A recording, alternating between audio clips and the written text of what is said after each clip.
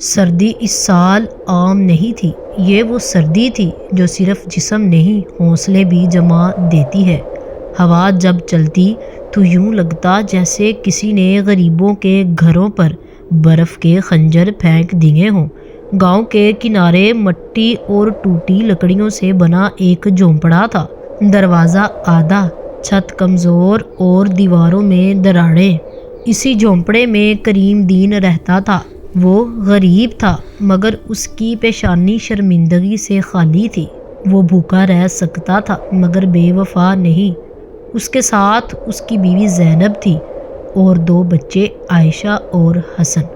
اس رات آگ بجھ چکی تھی، لکڑی ختم ہو گئی تھی اور سردی بچوں کی سانسوں میں اتر چکی تھی۔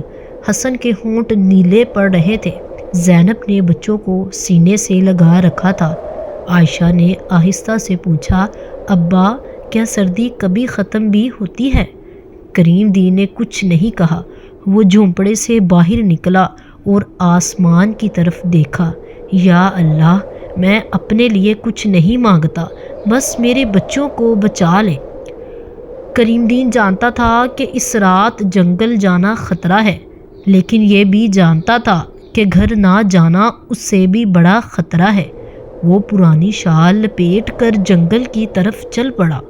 درخت ننگے تھے، ہوا چیخ رہی تھی، زمین ٹھنڈی ہو چکی تھی۔ اچانک اس نے زمین کو ہلتے محسوس کیا۔ وہ رک گیا۔ اندھیرے میں ایک بہت بڑا سایہ حرکت کر رہا تھا۔ دل زور سے دھڑکا۔ جب اس نے غور سے دیکھا تو سانس رک گئی۔ وہ ایک ہاتھی تھا، بہت بڑا لیکن بہت کمزور۔ اس کے پاؤں میں زنجیریں تھیں، جسم پر پرانے زخم اور آنکھوں میں ایسا دکھ جو لفظوں میں نہیں سما سکتا۔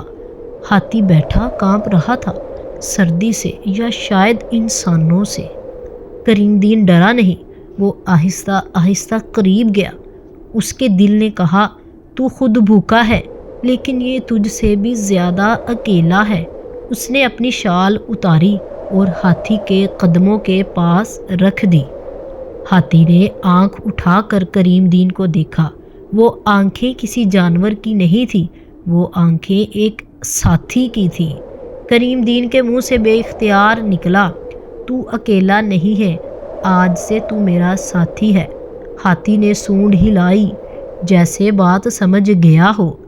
اس لمحے سرد جنگل میں ایک رشتہ بن چکا تھا، نہ زبان کا نہ وعدوں کا، بس احساس کا۔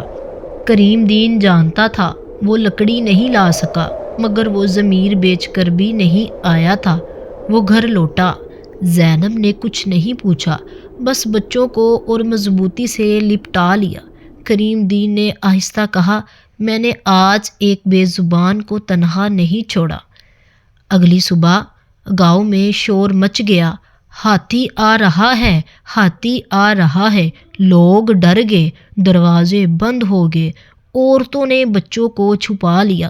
اسی وقت ایک ظالم آدمی آیا، کوڑا ہاتھ میں، غرور آنکھوں میں۔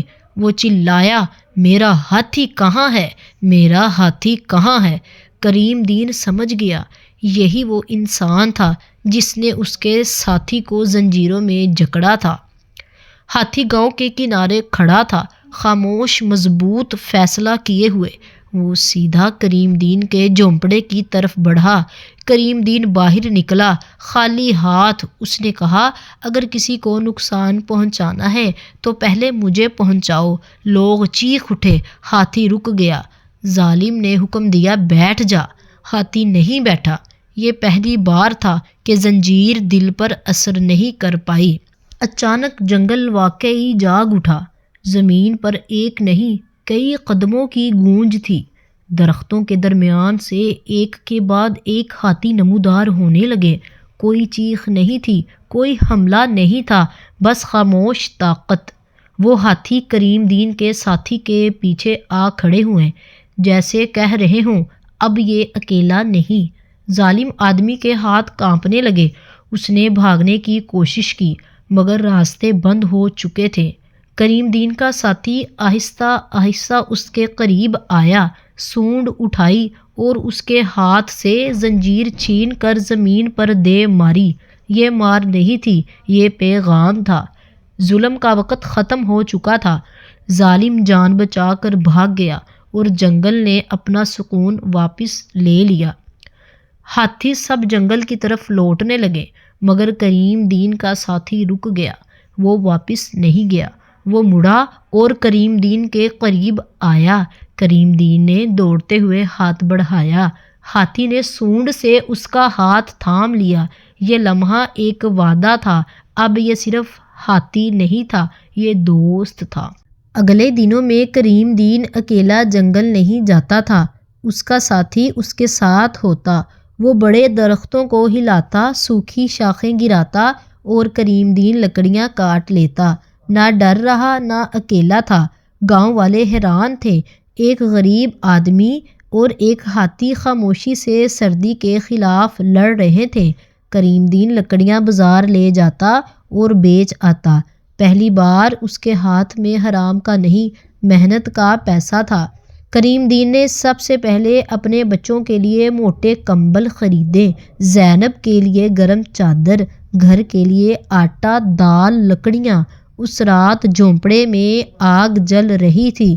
حسن کے ہاتھ گرم تھے، عائشہ کمبل میں لپٹی ہنس رہی تھی، زینب کی آنکھوں میں آنسو تھے مگر شکر کے۔